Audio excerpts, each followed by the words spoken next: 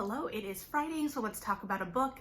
Today, that book is Matrix by Lauren Groff, her highly anticipated follow-up novel to Fates and Furies. They're not associated at all. This is a very different thing, but it is her first novel since Fates and Furies. So there is a lot to dig into with this one, and I'm gonna do my best to really engage with what I believe the work is doing, but I could be wrong. And I think that this book facilitates a lot of good discussion. I think it's gonna be an excellent book club book.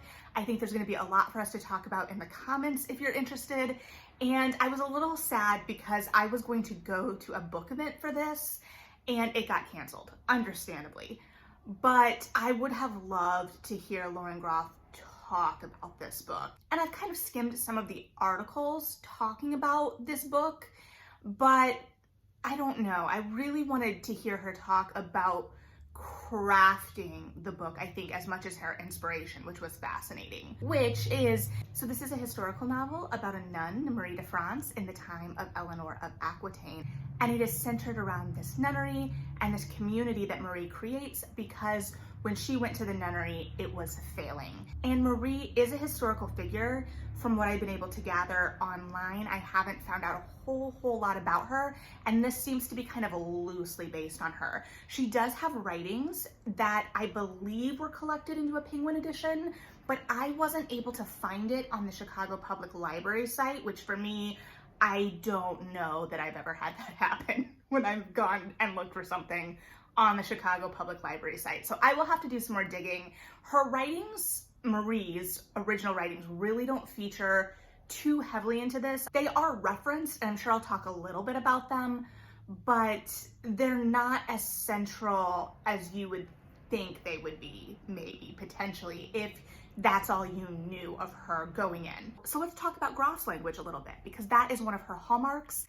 And I think one of the things that really shapes this novel is her utilization of language and how she uses language. And I'll circle back to how I think that fits structurally later. I am going to try to avoid using descriptors like lyrical or lush, simply because I read in an article that Groff doesn't like those descriptors in relation to her language, that she feels that they are gendered and sexist, that we wouldn't describe men's work in similar ways. And that really did give me something to think about. I admittedly love those descriptors in talking about language, but I also don't have any tangible evidence for whether I use those descriptors across the gender spectrum. And I don't know, it's something I'm gonna have to unpack later for myself. But as I've said before, in terms of other people's writings as well, this is definitely a book where you want to languish in that language and sit with it. In the same way that I kind of had to sit with the language in Ashley Ford's memoir. This is a short, tight novel, but I was reading it very slowly because I was often going back to reread sentences, not necessarily because I didn't comprehend them or they didn't land, but because I felt like I needed to kind of read it a couple of times to really sit with what it was saying. And from the beginning, I think the way that she introduced character in this and the way she utilized language to introduce characters in really specific and succinct ways was fabulous. I have a couple examples, so forgive my uninspired recitation here. But in introduction of Marie herself, one of my favorite lines right off on page 2 was, "Her stark Angevin face holds no beauty, only canniness and passion yet unchecked." One of those, I don't have anything to offer in terms of that's just a beautiful sentence. But my favorite introduction was one of the other nuns at the Abbey, Goda, who is one of our main characters in the book. She's throughout. And her introduction, one of my favorite sentences in the novel, hands down, is, "Goda has the affronted air of someone who lurks in corners to hear herself spoken ill of so that she can hold tight a grievance to suckle." That may be one of my favorite sentences in a long while. I don't know what to do. That is so descriptive, and you can kind of imagine, she's already kind of described her face in the narrative to this point as very tight and looking like a butthole. And with that added bit, it's just so apt. And another sentence outside of character that really stuck with me that I marked and I could have marked many, many sentences in this, I just only have so many small sticky notes, is hatred is worse. And Marie's hatred would rip her limb from limb if she lets her attention stray from it. So there is just such a control to the language, and it is working so specifically within the narrative, and the sentences read so fluidly. There was a solid section of the novel that I read aloud by myself in my front room because I wanted to hear how the language was working. Even if I knew that my performance of it was not going to be great, it was still me able to engage with that language in a different way, in a more active way. So the language in this is really doing a lot of work. And it's a narrative that doesn't have like traditional dialogue. There are conversations, but there's no quotation marks. It's not that typical kind of action. It is much more reflective, and that makes sense within the world it's creating. But I also kind of want to put a pin in that to come back to in terms of the kind of craft and structure and whatnot of the novel itself. It's engaging with a lot of really big ideas. And from the beginning, it kind of introduces this idea. It starts with courtly love versus divine love. And Marie is going to a nunnery. She's being sent away to a nunnery. She has no real relationship with God, no real faith. It kind of explores the way these institutions served political means at the time. But in terms of the courtly love, this is the time of Eleanor of Aquitaine, the height of kind of like that medieval courtly love era. Granted, it's been a while since I took my medieval humanities sequence, so there's only so much depth I can dive into there, but it's that unattainable love. And that unattainable love specifically of Eleanor, and how brightly Eleanor burns, and how Marie feels cast out of Eleanor's light. And then she is sent to a nunnery that is really struggling. They are starving. They have been blighted by sickness. And in some ways, I guess that could be explored as being cast out of God's light. Although this novel doesn't really engage with the issues of faith in the way that you would expect when miracles come into play later, or visions. And God is never capitalized in the narrative. And I'm not putting any judgment on that. I just found it interesting how it engaged with faith. And I think it did explore the way faith has always been used politically, and how Marie kind of establishes a court of her own. She has her own intelligence network, and she tries to stay up to date on what Eleanor and the court are up to, even when she is, isolated in this nunnery.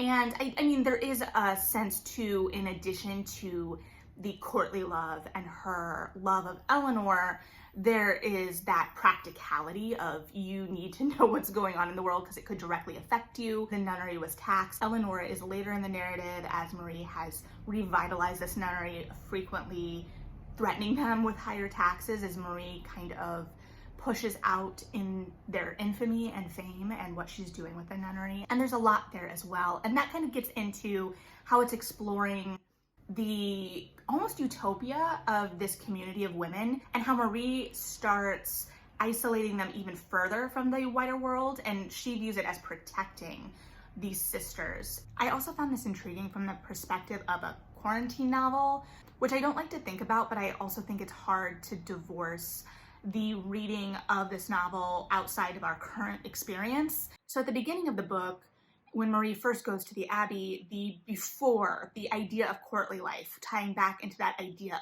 of courtly love and the longing and the romance that exists within that aspect, that burns so much brighter. And at first she wants to get back to that. She wants to be a part of the world. And then later in the novel, it's this idea of separating yourself from the world and what dangers may lurk in the world. And when Marie first arrives as well, the Abbey has been struck by sickness. They are destitute. They are in this grim reality. And so the before does burn brighter. And then as Marie builds this community out, it becomes about cloistering off and the dangers the wider world may present and how it could threaten the world and the safety of this community. So I don't have takeaways with that, but I did find all of that very interesting within the context of our current reality a little bit. And it explores the power she is able to wield in this world, both specifically of the nunnery and then like the wider world of the historical time and place, but what kind of power she has. So the title is Matrix, and the best kind of medieval definition of that I could get through a little bit of research is seal, and there is an emphasis when she is granted a seal for communication and that kind of authority that grants. And that also gets into what she is doing, Marie is doing in this world. So later in the narrative, post-menopause, which I feel is important because the narrative really does focus on that transitional time in life. So she is struck with a vision that calls her to build this labyrinth that will kind of protect the abbey from the community that's nearby, from men, protect the sisters from men, and also kind of elevates her profile and the story around her. And Marie knows the power of story in this world. She has a conversation with Eleanor later talking about how to weaponize story to protect herself and her sisters. So when this kind of is introduced in the narrative, I start having a few more questions, and it made me slow down my reading a little bit because I was trying to kind of figure out what was going on. We do get some references to Marie's writings earlier when it talks about her writing some lies for Eleanor, but when she starts having visions, we do get these breaks of first person, and I do not get the idea that these kind of first person visions are pulled from her writings, and it doesn't indicate in the author's note that that's the case. And so I have to assume it's more a narrative choice that is being made. But it did make me wonder, we do start to see Marie engaging with her faith more, but nothing in the narrative to that point had led me to believe that she would start receiving divine visions. And it doesn't really engage with the idea of divine visions from a faith standpoint, nor do I think that that's what Lauren Groff is really interested in exploring in this novel, both from how it's written and what I know of her as a writer. So it makes me wonder then, in combination with the title, I didn't just throw that out, I promise, if this becomes an exploration of how the world at this point will allow women to navigate in power. And in many, many ways, Marie has more power than most women have at the time, but she is also pushing the bounds of the power that this world does grant women. There is talk even earlier, before Marie takes over this abbey, of how the sisters kind of have to balance perception and how perception of the wider world can put them in danger as well. They have like an exorcism of a field when there is talk going on about the sisters in the community, the wider world. And so the way that is engaged with is interesting, but this always feels very separate from the wider world. We don't really get a sense of that too much. So it's also kind of exploring this separate community, this utopia of sorts. So in a way, it's kind of engaging with the ideas of how women can build power and grasp power and kind of stamp their mark on the world. But it's also doing this in a very isolated setting. And then the language of it all, the form of it. Like I said, it is not a narrative that has dialogue. It's very reflective. We start to get those interspersed first person kind of vision passages that make everything a little bit more dreamlike, a little bit more uncertain. And the way language was utilized, the structure of the book itself really gave me a lot to think about. And I was like, why am I thinking about structure so much recently? I don't know. And I think when the labyrinth was introduced is really when I started to question it, like, what is this doing? And I think part of that is because up to then, as a reader, I was putting a lot of emphasis on the kind of juxtaposition of courtly love versus divine love and what that was being explored in the novel. And I don't think that ended up being as important as the way it explored how women can build power and craft legacy, because it does show Marie's legacy in comparison to Eleanor's legacy in a lot of ways as well. I do still think that was important though. And so I was thinking of the labyrinth in much different ways at first, and then I started thinking about the structure of the novel, because it does still engage with time in a very linear way, even as it's jumping forward, and it does still feel somewhat standard from a structural composition standpoint. And I started to wonder about the ways that that could have been played with in terms of structure to also kind of explore these ideas and the differences of this community and these women, and if there were opportunities there.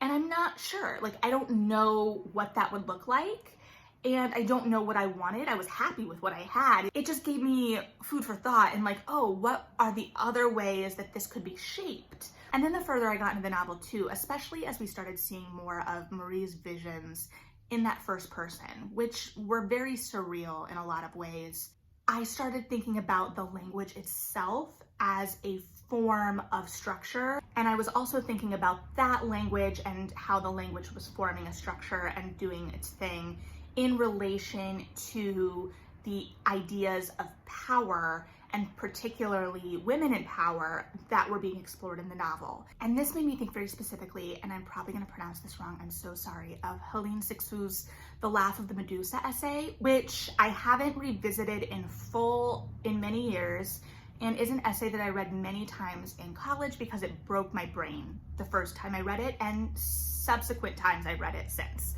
But that essay explores the idea of a specific female language, and this essay engages with the idea of how writing and prose and the structure of writing as we think of it kind of inherently exist within male spaces and like a male paradigm. Again, this is a much more complex essay, but kind of was a jumping off point for some of my thought here, in that I started thinking about how Groff may have been using language and attempting a more feminine version of language. But I also think that Marie was utilizing tactics, that doesn't feel like the right word, but I don't think I have the right one right now, that feel more male. She was conquesting in a way. So it's engaging with both in some ways. I do think that the language and the structure may have been attempting to engage with the more feminine, even as the actions were claiming power in a more traditionally male way in terms of Marie. But I also think that the more linear and straightforward nature of the structure kind of took away from that as well. So I'm not labeling it anything. It just got me thinking about how all of that is working together and what that language and what that structure are doing in the novel, and how it's serving the thematic ideas. We've got lots of parallels, lots of juxtaposition. We're looking at a lot of big ideas from a very specific viewpoint. So there is a lot to unpack in this novel. I know I've gone on a while, and I feel like I've just scratched the smallest surface of this. So I definitely think that this book offers a great reading experience from a language perspective. I think that it offers a lot to think about and try and unpack. I think it offers great opportunities for discussion. I think this would make a great book club book, and I would love to discuss this book further in the comments, because clearly I am still trying to unpack and engage with a lot of the ideas of this book as well. So if you have thoughts about this, if you have further insight into what you think any of the elements are doing for the story or what it's saying, please leave those below. I would love to talk about it further. Like and subscribe if you feel so inclined, but thanks for hanging out. Even if I feel like I wasn't super articulate on this one, I think talking it out has really helped me center some of my thoughts on it as well. So have a good one, read something good, and yeah.